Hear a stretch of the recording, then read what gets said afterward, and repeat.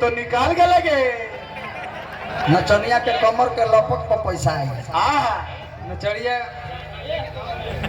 बाप रे तो नचनिया काबर पैक्स अध्यक्ष हमारा चंद्रदेव यादव जी की तरफ से 100 रुपया के पुरस्कार। पैक्स उम्मीदवार काबर के हमारा वीरेंद्र यादव जी की तरफ से 200 रुपया का पुरस्कार। देखी ना अभी किताब पढ़ता बाप रे बाप का तना विद्वान है। अब पढ़े के बेरा ही बोका के पढ़े के बेटा बोका का बीड़ी पिया बहली। हां शौकी में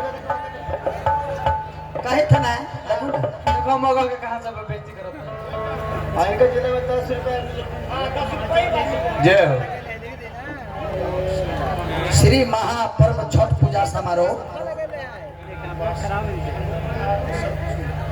ग्राम धनु बिघा सह विष्णु बिघा जय हो। दुगोला कार्यक्रम बा बिरहा के बका ओम प्रकाश सिंह यादव जी बिरहा सम्राट एवं फिल्म अभिनेता और गायिका उजाला यादव। बार बार हार्दिक अभिनंदन बा। धनु बिघा ततनी ये बोले ना पुराने का भाव बोले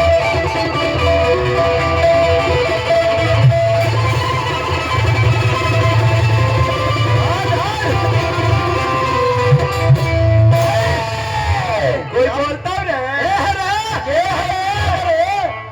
कोई बोलता अरे लाले राम सरिया माई के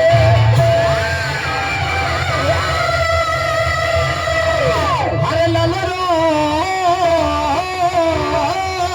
चुनरिया हो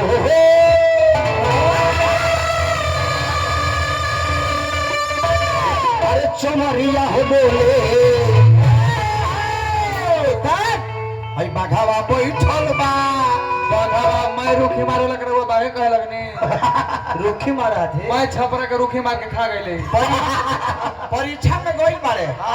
मास्टर साहेब सबके 2 घंटा का समय है ना मास्टर साहेब। हमरा 2.5 घंटा दे देना। काहे रे घरे ना पढ़ाली मास्टर साहेब। शर्म करो पागल पूरा समाज देख रहा है। पहले का 82 होता था आजकल का 82 गढ़ा में गिरा देना। अरे किला ले रंग सरिया माई के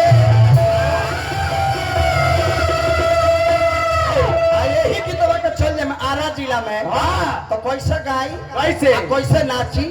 आरा जिला में मोटका डांस होला आ इनका जिला में मेही डांस होला।